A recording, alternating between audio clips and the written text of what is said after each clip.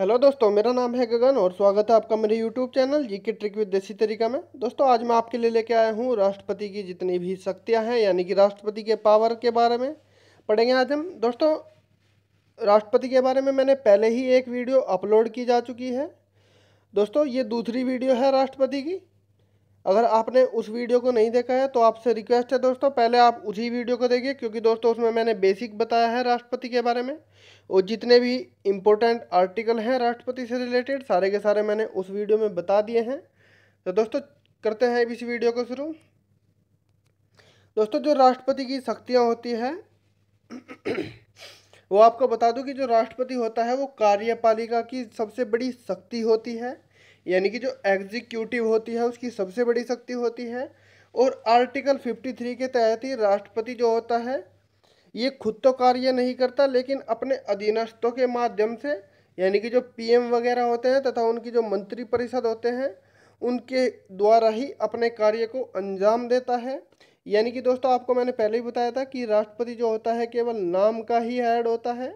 और अगर आपसे वास्तविक हेड की बात की जाए तो दोस्तों, जो कार्यपालिका का वास्तविक हेड होता है वो दोस्तों प्रधानमंत्री होता है और राष्ट्रपति केवल नाम का हेड होता है कार्यपालिका का। दोस्तों, इसकी हम कुछ प्रशासनिक शक्तियों के बारे में बात करेंगे। दोस्तों, प्रशासनिक शक्ति यानी कि एडमिनिस्ट्रेटिव पावर, जो संघ की कार्यपालिका है दोस्तों, उसका जो प्रशासन होता है वो राष्ट्रपति के नाम से ही चलाया जाता है। यानी कि जितनी भी इंटरनेशनल मीटिंग, कॉन्फ्रेंस वगैरह या जितनी भी संधि वगैरह होती हैं दो बीच में, वे दोस्तों राष्ट्रपति के नाम से ही चलाई जाती है। और दोस्तों, राष्ट्रपति को अधिकार है, यानी कि राष्ट्रपति को शक्ति प्राप्त है कि वो कुछ नियुक्ति कर सकता है। आइए दोस्तों देखते हैं किस किस की नियुक्ति कर सकता है राष्ट्रपति।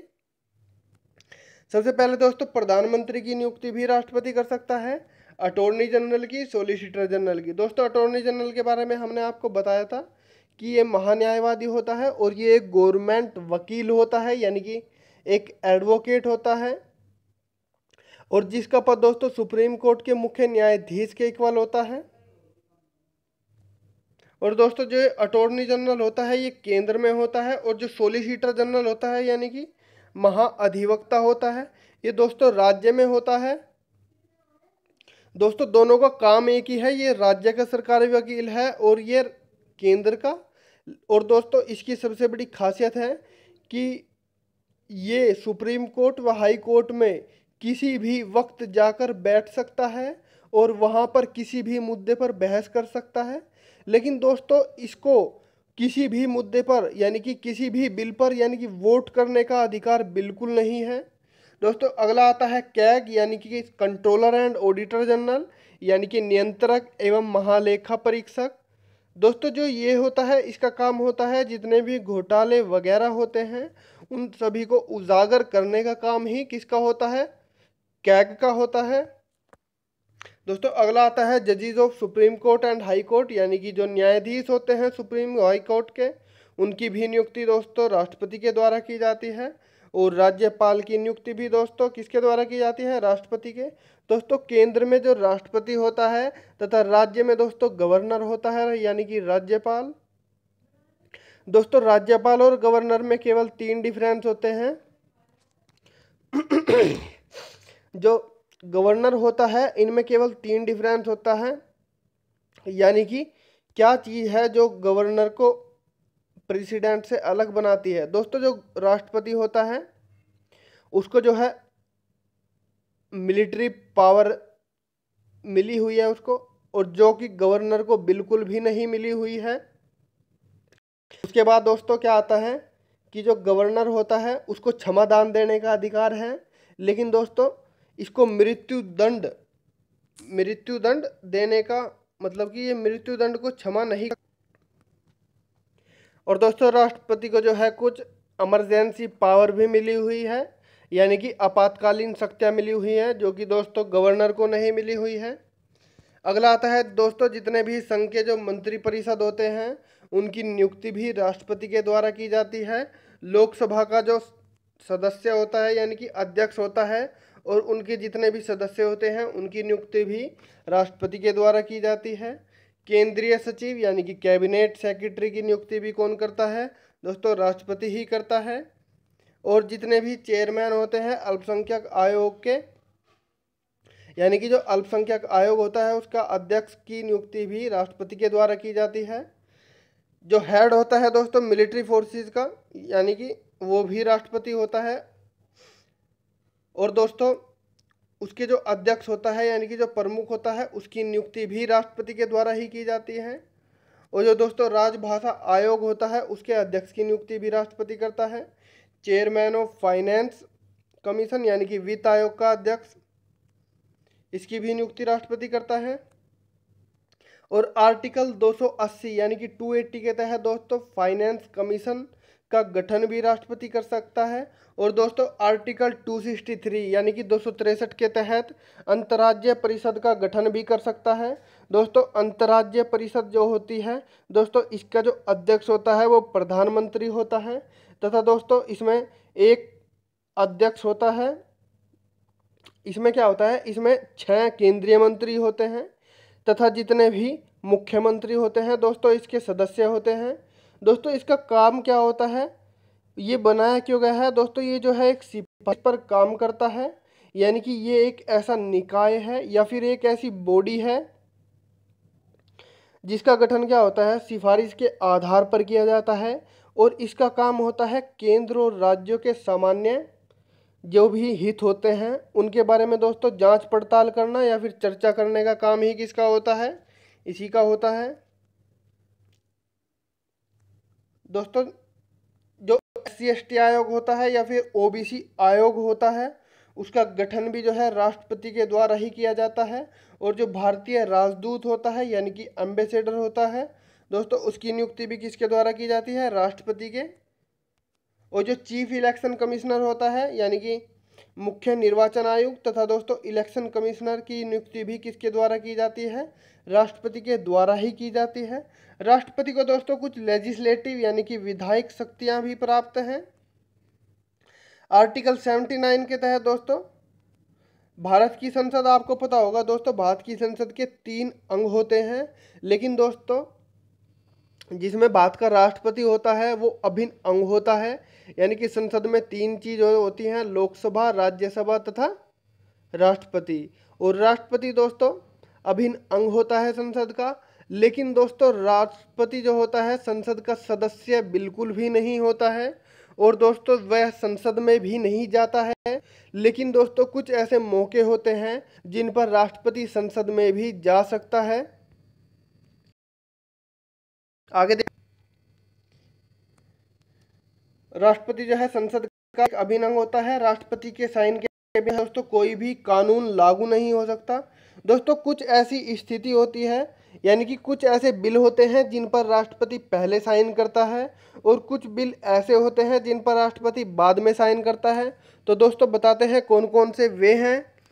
केवल आप पहले वाले याद रख लीजिएगा कि किस किस बिल पर जो है पहले साइन करता है राष्ट्रपति। अगर दोस्तों संविधान संशोधन कोई भी विधेयक है तो उस पर दोस्तों राष्ट्रपति पहले साइन करेगा। मान लीजिए अगर संचित निधि है यानी कि जिसको कंसोलिडेटेड फंड बोलते हैं, उससे अगर धन निकालने संबंधी कोई विधेयक है यानी कि जो बिल है उस पर भी दोस्तों पहले ही साइन करके देता है राष्ट्रपति। और दोस्तों जो मनी बिल है उस पर भी दोस्तों राष्ट्रपति पहले ही साइन करके देता है।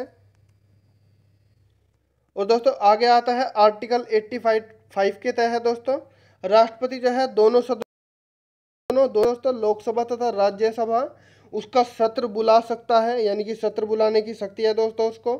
और सत्र यानी कि दोस्तों सेशन, और जो सेशन के बीच की ड्यूरेशन होती है दोस्तों 6 महीने से ज़्यादा नहीं हो सकती है। और एक साल में जो है दोस्तों 3 सेशन होते हैं, बजट सेशन, मानसून सेशन तथा विंटर सेशन। और राष्ट्रपति को जो है दोस्तों अधिकार है कि वे लोकसभा को भंग कर सकता है, और दोस्तों लोकसभा को ही भंग कर सकता है, राज्यसभा को भंग बिल्कुल नहीं कर सकता, क्योंकि राज्यसभा दोस्तों एक स्थायी सदन है, इसीलिए उसको भी भंग बिल्कुल भी नहीं कर सकता।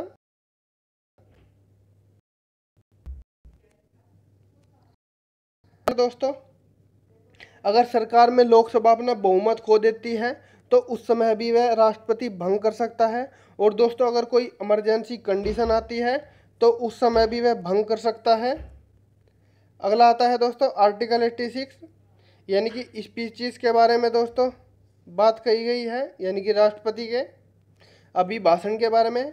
यानी कि इसमें भाषण बताए गए हैं कि वह कहाँ कहाँ और कब कब दे सकता है। ये तो बता दिए दोस्तों राष्ट्रपति जो है संसद का केवल अभिनव होता है, वह संसद में नहीं जाता बट कुछ विशेष मौक़ों पर जाता है। देखते हैं दोस्तों कौन कौन से विशेष मौके हैं जिन पर वो जाता है। जो दोस्तों बजट होता है, बजट सेशन, तो दोस्तों उसकी जो शुरुआत होती है वो भी दोस्तों राष्ट्रपति के भाषण से ही होती है।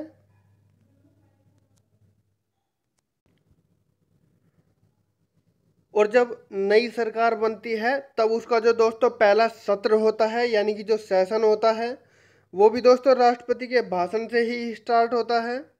और दोस्तों अगला हमने आपको बताया था कि जो संयुक्त अधिवेशन होता है, यानी कि आर्टिकल 108 के तहत दोस्तों राष्ट्रपति बुलाता है, लेकिन दोस्तों इसकी जो अध्यक्षता होती है वो दोस्तों लोकसभा अध्यक्ष करता है।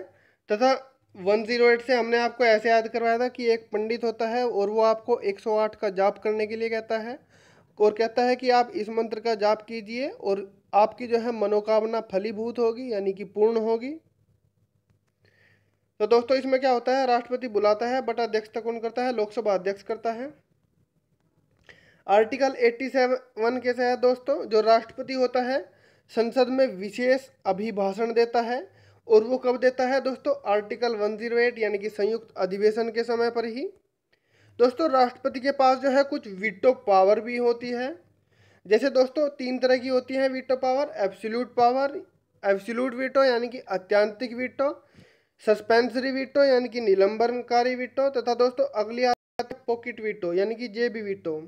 दोस्तों इसके बारे में देखते हैं। सबसे पहला जो होता है दोस्तों एब्सोल्यूट वीटो होती है, यानी कि अत्यंतिक वीटो। दोस्तों मान लीजिए कि अगर कोई संसद से बिल पास होकर राष्ट्रपति के पास पहुंचता है, तो दोस्तों अगर राष्ट्रपति डायरेक्ट ही उसके लिए मना कर देता है, डायरेक्ट मना कर दे, तो दोस्तों उसको ही बोलते हैं एब्सोल्यूट वीटो। अगला आता है दोस्तों सस्पेंसरी वीटो, यानी कि जब राष्ट्रपति किसी बिल को संसद में वापस पूर्णावलोकन के लिए दोस्तों भेज देता है, यानी कि पुनः विचार करने के लिए भेज देता है, तो दोस्तों सस्पेंसरी वीटो के तहत ही वो उसको भेज सकता है। लेकिन दोस्तों इसमें एक बात ध्यान रखनी है कि अगर मान लीजिए संसद ने पुनः विचार से दोबारा उस बिल को जो है वापस राष्ट्रपति के पास भेज दिया है, तो दोस्तों होगा क्या, राष्ट्रपति बाध्य होगा उस पर साइन करने के लिए और राष्ट्रपति को हस्ताक्षर करने ही होंगे।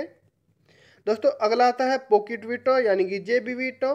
आर्टिकल 111 के तहत दोस्तों राष्ट्रपति इसका प्रयोग कर सकता है और केवल धन विधेयक यानी कि मनी बिल को छोड़कर दोस्तों हर किसी बिल को वो क्या कर सकता है, अपनी पॉकेट के तौर पर रख सकता है, यानी कि अपनी पॉकेट में रख सकता है किसी बिल को। और दोस्तों अपना का पूरा कार्यकाल वो उस पर बिना जिक्र किए निकाल सकता है। दोस्तों एक बार जो है 1985 में ज्ञानी जेल सिंह जी ने दोस्तों इस वीटो पावर का यूज़ किया था, यानी कि पॉकेट वीटो का। और दोस्तों आर्टिकल 123 यानी कि 123 के तहत दोस्तों अध्यादेश जारी करने की शक्ति है राष्ट्रपति को, यानी कि 1, 2 और 3 में कौन होते हैं, 3 होते हैं, राष्ट्रपति, लोकसभा, राज्यसभा। मान लीजिए लोकसभा तथा राज्यसभा जो है बैठक नहीं चल रही है इनकी, तो और अमल में होता क्या है, राष्ट्रपति अकेले ही हस्ताक्षर कर कर अध्यादेश जारी कर सकता है दोस्तों, यानी कि उस बिल पर साइन कर सकता है अकेले ही, यानी कि तीनों की शक्ति अकेले व्यक्ति के पास है इसके। दोस्तों अगली आती है राष्ट्रपति के पास जो है कुछ जुडिशियल पावर भी है, यानी कि कुछ न्यायिक शक्ति है, यानी कि सुप्रीम कोर्ट तथा हाई कोर्ट की दोस्तों जजेस की नियुक्ति कर सकता है, यानी कि उनके न्यायाधीश की नियुक्ति कर सकता है। और आर्टिकल 72 के तहत दोस्तों इसको जो है क्षमा दान की शक्ति भी प्राप्त है। और दोस्तों ये क्षमा दान में जो है मृत्यु दंड को भी माफ़ कर सकता है, लेकिन हमने बताया था कि गवर्नर जो है मृत्यु दंड को माफ़ नहीं कर सकता, जिस वजह से दोस्तों राष्ट्रपति का पद उससे थोड़ा अलग है, यानी कि डिफरेंट है। और आर्टिकल 143 के तहत दोस्तों ये जो है किसी भी यानी कि किसी भी मुद्दे पर सुप्रीम कोर्ट से सलाह ले सकता है, यानी कि एडवाइस ले सकता है। और दोस्तों जो सलाह लेता है उसमें जो है 5 जजेस की एक मीटिंग बुलाई जाती है, जिनमें से 3 की जो है सहमति होनी चाहिए। उसके बाद दोस्तों राष्ट्रपति जो है उनसे सलाह ले सकता है, लेकिन दोस्तों राष्ट्रपति जो है सलाह मानने के लिए बाध्य बिल्कुल भी नहीं है। कुछ दोस्तों राष्ट्रपति की इमरजेंसी पावर है, जो कि वो अमर है। दोस्तों आपको पता होगा कि 3 तरह के आपातकाल लगते हैं अपने यहाँ पर। दोस्तों आर्टिकल 352 के तहत, आर्टिकल 356 के तहत और आर्टिकल 360 के तहत, यानी कि 360 के तहत। दोस्तों हर चीज़ में जो है 4 जोड़ते चले जाइए, 352, 356, 360। ठीक है दोस्तों, इसको याद करना इसीलिए इजी रहेगा। दोस्तों जो 1962 में जो है राष्ट्रीय आपातकाल लगा था, और दोस्तों 3 बार लगा था ये, 1962 में, 1971 में तथा 1975 में। यानी कि 1962 में दोस्तों जब भारत और चाइना का युद्ध हुआ था। दूसरी बार दोस्तों लगा था जब भारत और पाकिस्तान का युद्ध हुआ था, और वो भी बांग्लादेश के निर्माण के क्रम में। दोस्तों अगली बार लगा था इंदिरा गांधी के खिलाफ, यानी कि जेपी बाबू के नेतृत्व में। अगला है दोस्तों आर्टिकल 356, यानी कि इसमें दोस्तों राष्ट्रपति शासन का वर्णन है। जब किसी राज्य की सरकार को लगता है कि वो सरकार चलाने में विफल हो गई है, तो दोस्तों गवर्नर क्या करता है, राष्ट्रपति से सलाह लेकर उस राष्ट्रपति शासन लगा देता है। या फिर किसी विधानसभा में राज्य अपना बहुमत खो दे, या फिर राज्यपाल को लगे कि कोई राज्य जो है अपनी सरकार चलाने में क्या हो गई है, विफल हो गई है, तो दोस्तों उस स्थिति में भी राज्य की सभी शक्तियां जो है समाप्त कर दी जाती है, और सारी की सारी पावर राज्यपाल के पास चली जाती है। अगला आता है दोस्तों आर्टिकल 360।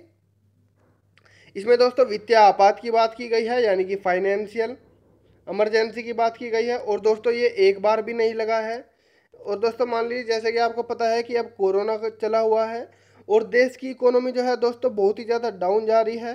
तो दोस्तों इस केस में किसी देश से मोदी सरकार अगर मान लीजिए कर्जा ले लेती है, या कोई और देश से कर्जा ले ले, तो दोस्तों उस समय क्या होगा, वित्तीय आपात लगाया जा सकता है, यानी कि कर्जे की स्थिति हो गई हमारे देश पर। दोस्तों अगला जो है यानी कि फाइनेंशियल पावर के बारे में बात की गई है, यानी कि जो राष्ट्रपति होता है मनी बिल पर जो है पहले ही साइन करता है, यानी कि राष्ट्रपति की सलाह लेने की जरूरत होती है मनी बिल को पेश करने से पहले। और दोस्तों अगला आता है आकस्मिक निधि, यानी कि कॉन्टीजेंसी फंड। इसका जो नियंत्रण होता है दोस्तों वो भी राष्ट्रपति के द्वारा ही किया जाता है। अगला आता है दोस्तों प्रत्येक वर्ष जो है 112 के तहत आर्टिकल सरकार को जो है वार्षिक वित्तीय विवरण, यानी कि जिसको जो है एनुअल बजट भी बोल सकते हैं दोस्तों आप, उसको जो है पेश करना होता है। राष्ट्रपति कहता है राज्य सरकार से, मतलब पेश करवाते हैं वे संसद में बजट को। अगला आता है दोस्तों कुछ मिलिट्री पावर भी दी गई हैं राष्ट्रपति को, यानी कि तीनों की तीनों सेनाओं का अध्यक्ष ही कौन होता है, राष्ट्रपति होता है। और दोस्तों अगर मान लीजिए युद्ध और शांति की घोषणा करनी हो तो भी दोस्तों राष्ट्रपति ही करता है उसको। यानी देश की जितनी भी दोस्तों बाहरी सुरक्षा की जिम्मेदारी है वो भी राष्ट्रपति ही करता है। और आपको दोस्तों ये बात भी पता होनी चाहिए कि जो मिलिट्री पावर आती है वो दोस्तों गृह मंत्रालय के अंतर्गत आती है, लेकिन दोस्तों उसका अध्यक्ष कौन होता है, राष्ट्रपति होता है। दोस्तों कैसी लगी आपको ये वीडियो, अगर अच्छी लगी हो तो please like share and comment जरूर कीजिएगा। मिलते हैं आपसे अगली वीडियो में नए जोश और नए जुनून के साथ में। Thank you for watching this video. What you're given, that's how we live it. Don't be mad at the system, it's simply how we've existed.